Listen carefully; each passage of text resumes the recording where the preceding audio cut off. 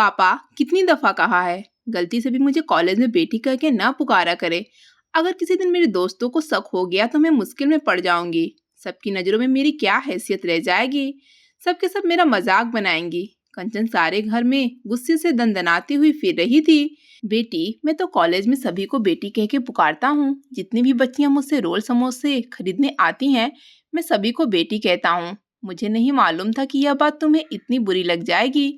कंचन का बाप उसे नरमी और प्यार से मनाने की कोशिश कर रहा था, क्योंकि कंचन उसकी इकलौती बेटी थी। इसलिए तो उसने उसका नाम कंचन रखा था, क्योंकि उसे लगता था कि वो उसकी जिंदगी की इकलौती उम्मीद और रोशनी है। लेकिन कंचन को अपने बाप के पैसे पे बड़ी ही शर्म महसूस होती थी, और अभी भी वो इसी बात पर पिछले 1 घंटे से गुस्से में थी कि कंचन के बाप ने उसे कॉलेज में बेटी कह के क्यों पुकारा था।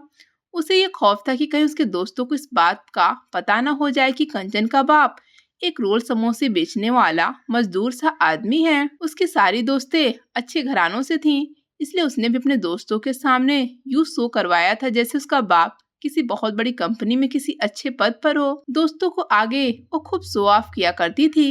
इसलिए जब उसके बाप ने समोसे पकड़ाते वक्त उसे बेटी कह के पैसे वापस किए तो उसके तन बदन में आग लग गई। कॉलेज में तो उसने बड़ी मुश्किल से अपने गुस्से पर काबू पाया, लेकिन घर वापस आते ही वो सारे घर में शोर मचाने लगी। और अब जब उसका बाप वापस आया तो वो उससे भी वही गुस्सा करने लगी। क्यों आपने मुझे बेटी कह के क्यों पुकारा? कितनी दफा आपको मना किया है कि मुझे बेटी ना कहा करें। कंचन की माँ गुस्से में कहने लगी, तुम करण की बेटी हो तो वो तुम्हें बेटी कह के पुकारेगा ना। उसकी माँ को उसका ये रवैया बिल्कुल बर्दाश्त नहीं होता था। वो अपने पति से बहुत मोहब्बत करती थी। वो जानती थी कि उसका पति अपनी बेटी की खातिर किस कदर मेहनत करता है। करण ने जब बीवी को भी गुस्से में देखा तो हाथ के इशारे से कहने लगा कि खामोश हो जाओ, लेकिन उसकी बीवी को बर्दाश्त न हुआ। वो गुस्से में कंचन से कहने लगी कि अपने कमरे में दफा हो जाओ। अगर अपने बाप पे और मुझ पे इतनी ही शर्म आती है तो हमसे रिश्ता क्यों नहीं खत्म कर देती। जाओ और अपने बलबूते पे कुछ करो। हमारे घर में रहकर हमें से शर्मिंदा होने की जरूरत नहीं है। करण ने यह सुना तो बीवी पे ही गुस्सा हो गया। कैसी बातें करती हो? कंचन हमारी बेटी है, हमारी इकलौती औलाद है। उसी की खातिर तो मैं इतना मेहनत करता हूँ।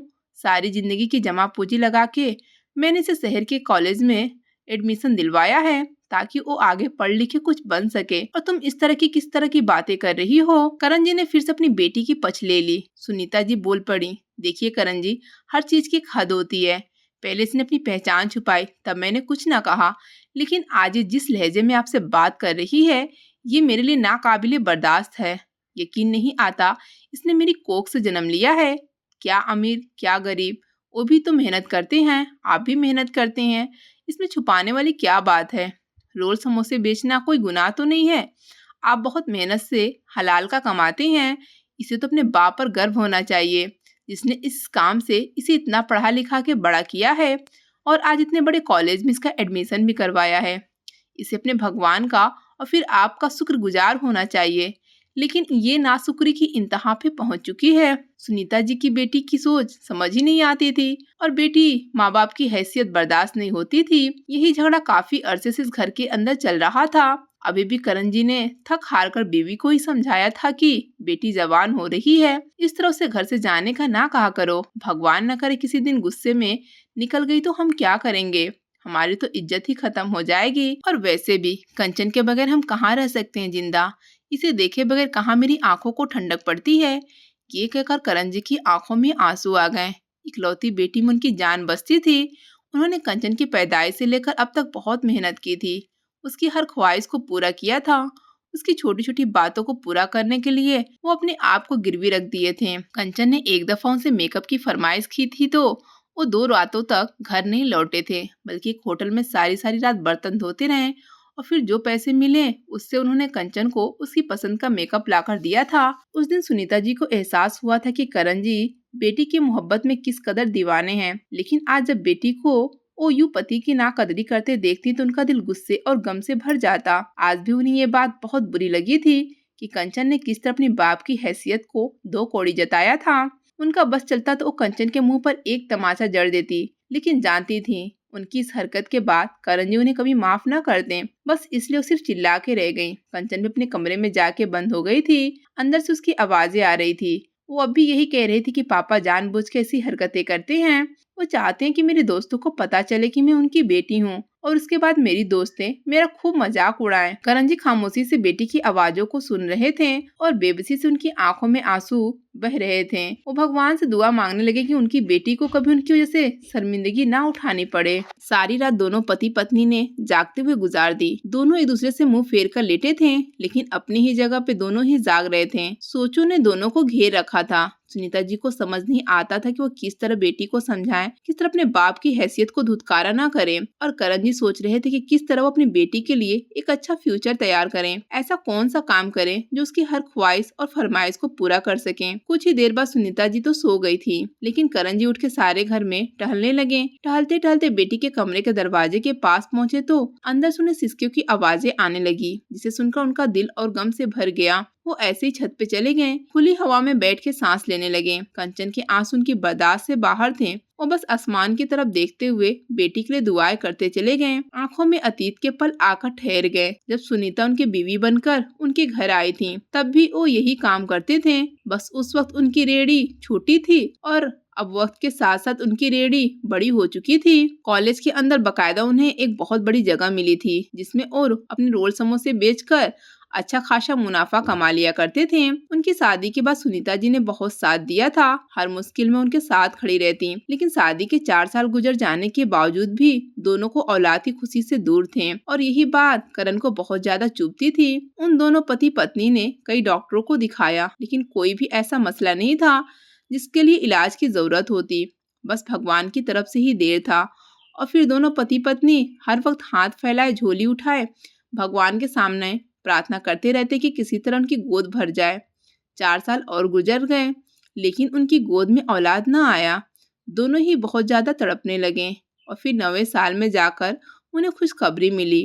करण जी ने सुनीता को बिस्तर से पांव तक नीचे न रखने दिया। सारी जमा पूंजी लगा के एक बहुत बड़े प्राइवेट अस्पताल में बीवी का नाम लिखवाया, ताकि डिलीवरी के वक्त कोई पेचीदगी और परेशानी ना हो।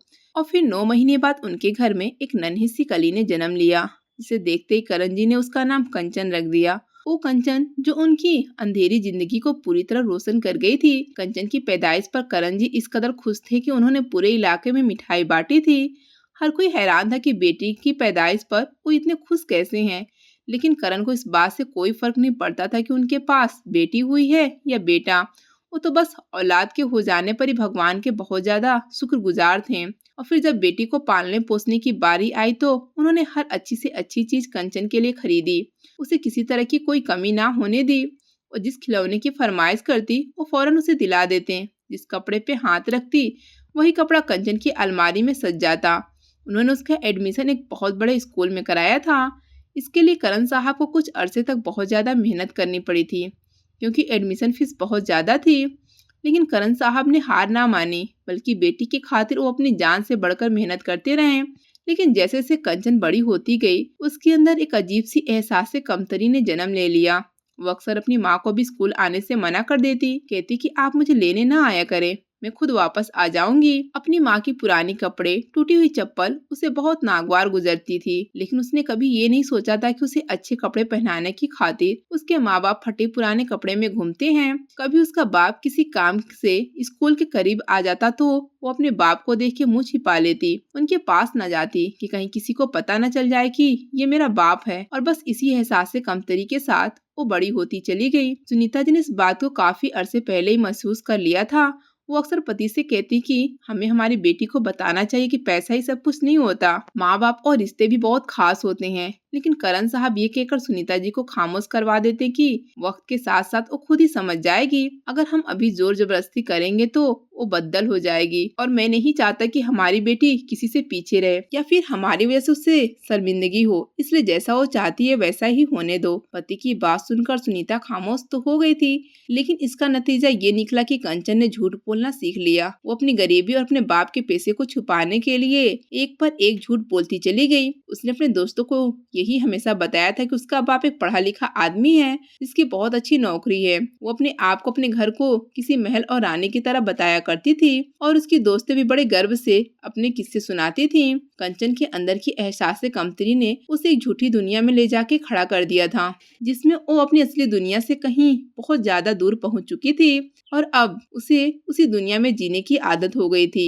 वो ये कल्पना भी नहीं कर सकती थी कि उसके दोस्तों को कभी उसका सच पता चलेगा, कभी उसके दोस्त ये जान पाएंगे कि कंचन का बाप एक रोल समोसे बेचने वाला आम सा आदमी है। इसलिए जब कंचन के बाप ने कॉलेज में उसे बेटी कह के पुकारा तो वो खौफ में पड़ गई कि कहीं उसका सच ना खुल जाए, जबकि हकीकत तो ये थी कि कंचन का बाप कॉलेज की हर लड़की को ही बेटी कह के पुकारता था। इसमें कोई अनोखी बात नहीं थी, लेकिन कंचन के दिल में चोर था, इसलिए उसने इस बात पर इतना हंगामा खड़ा किया था। करण जी ने तो बीवी को समझा बुझा के खामोश करवा दिया था, लेकिन उनके अपने दिल में आग जल उठी थी।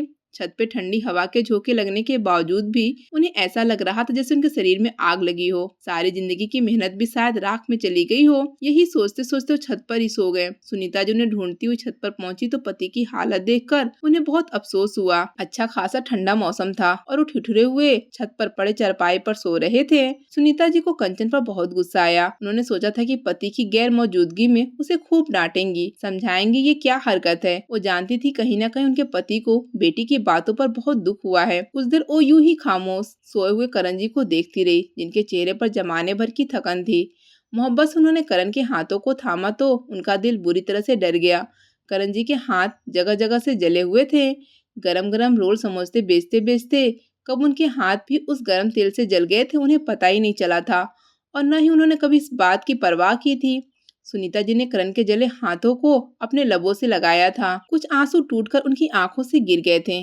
अपने पति की बेइंतहा मोहब्बत और मेहनत को हमेशा अपनी सर आंखों पर रखती थी। अभी भी अपने पति की ऐसी हालत देखकर उन्हें बहुत ज्यादा तकलीफ हो रही थी। करण जी अब 50 के करीब होने वाले थे। अधिक मेहनत और सारा दिन खड़े रहने की वजह से उनकी कमर में भी अक्सर तकलीफ रहती थी। वो कभी मुंह से ना कहते, लेकिन जब कभी वो चलते तो उनकी झुकी हुई कमर देखकर सुनीता जी को अच्छी तरह अंदाजा हो जाता कि आज उन्हें किस कदर तकलीफ है। उनके पूछने पर भी कभी करण जी उफ न कहते। उनके दिमाग में बस हर वक्त यही बात रहती कि कंचन की खातिर उन्हें कुछ भी करना है। पति के हाथों को थामकर उनकी मेहनत और मोहब्बत को महसूस करते हुए सुनीता ने खामोशी से आंसू बहाए थे। फिर उन्होंने करण जी को जगाया। करण जी इतनी गहरी नींद में थी कि सुनीता जी की आवाज पर भी उनकी आंख ना खुली। सुनीता जी के हिलाने पर वो हड़बड़ा के जाग उठे। सुनीता जी नाराजगी से कहने लगी कि यहाँ छत पर आके सोने की क्या जरूरत थी। मौसम इतना ठंडा है, भगवान न करे कहीं बुखार हो गया तो। करण जी सर हिलाते हुए उठ गए। कहने लगे हाँ, बुखार हो गया तो फिर काम की छुट्टी हो जाएगी। तुम्हें तो मालूम है ना कि आगे वार्षिक परीक्षा है, मुझे उसकी फीस का इंतजाम भी करना है। सुनीता जी ने सर पकड़ लिया। गुस्से में कहने लगी, आपको बेटी के अलावा भी कुछ दिखाई देता है? इस घर में और भी बहुत से मसले हैं। मैं आपको कितने दिनों से कह रही हूँ अपनी कमर की दवा ले लें। खड़े होना आपके लिए दुश्वार हो गया है, लेकिन डॉक्टर के पास जाने में आपको फिजूल खर्ची नजर आती है। हर बारिश में मेरे लिए किचन में काम करना मुश्किल होता है। सारा बारिश का पानी अंदर आता है। किचन का कुछ काम करवा दें, लेकिन आप हमेशा ये कह के मना कर देते हैं कि पैसे नहीं है, क्योंकि सारे पैसे तो आप कंचन की ख्वाहिश और फरमाइशों पे खर्च कर देती हैं। लेकिन याद रखें, बेटी को इतनी आज़ादी और नाफरमानी का आदी ना बनाएं कि बाद में खुद ही परेशानी हो। बीबी की बात सुनकर करण जी मुस्कुराए। कहने लगे, आज वो मेरे घर में है, इसलिए मैं चाहता हूँ उसकी हर ख्वाहिश पूरी कर दूं। कल को वो तो विदा हो जाएगी तो फिर कहाँ मैं उसके लिए कुछ कर पाऊंगा। सुनीता जो सीढ़ियों से उतरने लगी थी, पलटकर पति को देखा। कहने लगी, बेटी को अच्छे बुरे की आदत होनी चाहिए। आप तो अपने तौर पे सब कुछ अच्छा कर देंगे, लेकिन अगर आगे ससुराल में जाके सब कुछ अच्छा ना मिला तो वो किस तरह एडजस्ट कर पाएगी। ये सुनकर करण जी ने गुस्से में बीवी को देखा। कहने लगे, क्यों सुबह के वक्त बद्दुआएं करती हो? भगवान मेरी बेटी का नसीब बहुत अच्छा करेगा। सुनीता जी ने दिल ही दिल में भगवान से प्रार्थना की कि उनकी बेटी का नसीब अच्छा हो, और सीढ़ियां उतर के नीचे आ गईं। ऐसा नहीं था कि उन्हें बेटी से मोहब्बत नहीं थी, बस उन्हें बेटी के तौर तरीके समझ नहीं आते थे। और करण जी का उसे सह देना, उसे बिगाड़ना उन्हें एक आंख नहीं भाता था। उन्हें फ्यूचर के अंदेशा सताते थे कि अगर कंचन को भी जिंदगी में उतार चढ़ाव देखने पड़े तो जैसे उन्हें सारी जिंदगी। और करण जी का उसे सह देना, उसे बिगाड़ना उन्हें एक आंख नहीं भाता था। उन्हें फ्यूचर के अंदेशा सताते थे कि अगर कंचन को कभी जिंदगी में उतार चढ़ाव देखने पड़े जैसे उन्होंने सारी जिंदगी देखी है, तो वो किस तरह से एडजस्ट कर सकेगी। इसलिए वो कभी पति को समझाने की कोशिश करती, कभी कंचन को, लेकिन सब बेसुध था। करण जी ने पहले से भी ज्यादा मेहनत शुरू कर दी थी। वो शाम के वक्त एक पार्क के आगे भी रोल समोसे का ठेला लगाने लगे थे, क्योंकि वार्षिक परीक्षा की फीस बहुत ज्यादा थी जो उन्हें जल्द से जल्द जमा करनी थी। फिर जैसे तैसे करके उन्होंने वक्त पे फीस भी जमा करवा दी और परीक्षा शुरू हो गया। कंचन पढ़ाई में हमेशा से अच्छी थी, अभी भी वो दिल लगा के मेहनत से पढ़ रही थी। उसने बहुत अच्छे तरीके से परीक्षा दिए थे और फिर जब नतीजा आया तो पता चला कि उसने फर्स्ट डिवीजन से पास किया है। ये सुनकर करण जी की खुशी की इम्तिहान न रही, लेकिन उनकी खुशी उस वक्त ठंड पड़ गई जब कंचन ने ये कहकर उनसे पैसे मांगे कि उसकी दोस्तें ट्रीट मांग रही हैं और वो अपनी दोस्तों को किसी होटल में लेके जाएगी, क्योंकि इस छोटे से घर में अगर वो अपनी दोस्तों को लाई तो उसका सारा कच्चा चिट्ठा खुल जाएगा और उसकी दोस्तों को भी पता चल जाएगा कि कैंटीन वाला आदमी उसका बाप है। कंचन का बाप, जो कुछ देर पहले बेटी के पोजीशन पर बहुत खुश था, उसके लफ्जों से पूरी तरह बुझ गया था। बिना कुछ कहे करण जी ने सारे दिन की दिहाड़ी निकालकर कंचन के हाथों पर रख दी और सुनीता जी ने बस खामोशी से यह मंजर देखा था। कंचन के जाने के बाद उन्होंने पति के कंधे पर हाथ रखा तो करण जी ने अपनी आंसू भरी आंखें बीवी से छुपा ली। एक बार फिर उन्हें एहसास हुआ कि वो बहुत गरीब और बेबस बाप है जो अपनी बेटी के लिए सिर्फ और सिर्फ शर्मिंदगी की वजह है। खामोशी से आंसू पोंछते हुए वो अपनी पत्नी से कहने लगे, मैं पड़ोस वाले संजय के पास जा रहा हूँ, तुम्हें तो मालूम है ना वो किसी अच्छे पोस्ट पर है। जाकर उनसे बात करता हूँ, पता करता हूँ कि आगे कौन सी यूनिवर्सिटी में मुझे कंचन का एडमिशन करवाना चाहिए। ये सुनकर सुनीता जी उछल पड़ी, कहने लगी, बस कॉलेज पूरा हो गया, अब उसकी शादी की फिक्र करो। पहले उसकी पढ़ाई ने उसका दिमाग खराब कर दिया है, अब अगर किसी यूनिवर्सिटी में चली गई तो ऐसा ना हो हमें पहचानने से भी इनकार कर दे। करण जी ने बीवी को नाराजगी से देखा, कहने लगे, मैं अपना फर्ज पूरा कर रहा हूँ। बस वो घर से निकल गए और सुनीता जी ने अपने पति के हक में दुआ की थी। उस शाम दोस्तों को पार्टी देकर कंचन बहुत खुशी खुशी घर लौटी थी। उस शाम दोस्तों को पार्टी देकर कंचन बहुत खुशी खुशी घर लौटी थी। फिर उसके बाप ने उसे बताया था कि उन्होंने संजय साहब से बात कर ली है, जल्दी उसका एक अच्छी यूनिवर्सिटी में एडमिशन का इंतजाम भी हो जाएगा। ये सुनकर वो और भी खुश हो गई थी, लेकिन उसने अपने बाप का ना शुक्रिया अदा किया ना अपने बाप की मेहनत को सराहा। फिर कुछ दिन के बाद कॉलेज वालों ने फोन करके खबर दी कि कॉलेज में एक प्रोग्राम रखी गई है और जितनी लड़कियों ने पोजीशन हासिल की है उन सबको कॉलेज की तरफ से मेडल दिया जाएगा। पोजीशन लेने वाली लड़कियों के माँ बाप को खास तौर पर बुलाया गया था। कंचन मेडल को सुनकर बहुत ज्यादा खुश हो गई, लेकिन उसने अपने माँ बाप को साफ साफ कह दिया कि आप मेरे साथ नहीं आएंगे, मैं कोई भी बहाना बना दूंगी। इस बार भी बेटी की बात पर करण साहब ने कुछ न कहा और वो दिन आ गया जब कंचन को कॉलेज की तरफ से मेडल मिल रहा था। वो खूब तैयार होकर कॉलेज चली गई। फिर कॉलेज के स्टेज पर उसका नाम पुकारा गया। वो पहली लड़की थी जिसे सबसे पहले मेडल दिया जाना था, क्योंकि उसने सबसे ज्यादा नंबर लिए थे। बड़े गुरूर और फक्र के साथ स्टेज की सीढ़ियों चढ़कर वो स्टेज पर पहुंची तो कुर्सी पर बैठे शख्स को देख के उसकी जान निकल गई, क्योंकि जो शख्स उस प्रोग्राम का गेस्ट था और जो लड़कियों को मेडल देने वाला था वो कोई और नहीं बल्कि उसके पड़ोसी संजय साहब थे। वो शिक्षा विभाग के एक अच्छे पद पर थे। वो कंचन को और कंचन के पिता करण साहब को बहुत अच्छी तरह पहचानते थे। जब वो मेडल देने के लिए कंचन के पास आए तो खूब मुबारकबाद दी। साथ ही उन्होंने माइक पर ये बात अनाउंस की कि उन्हें इस बात की खुशी और फक्र है कि उनके इलाके की बच्ची ने अपने इलाके का इतना नाम रोशन किया है। अपने पापा की बेइंतहा मेहनत को उसने जाया न जाने दिया। और फिर उन्होंने ये भी बताया कि किस तरह कंचन के पिता करण साहब इसी कॉलेज में रोल समोसे बेचकर अपनी बेटी को आज इस मुकाम पर खड़ा किया है। ये सुनना था कि कंचन के कदमों तले से जमीन निकल गई। जिस सच को वो छुपाना चाहती थी, संजय साहब ने उसे बड़ी खुशी और फक्र के साथ दुनिया के आगे रख दिया था। और ये सुनकर सभी लोग हैरान रह गए थे। कंचन के प्रोफेसर और टीचर्स ने उसे मुबारकबाद दे रहे थे कि उसने अपने बाप का कितना नाम रोशन किया है, लेकिन वो बस शर्मिंदगी से अपने दोस्तों की तरफ देख रही थी।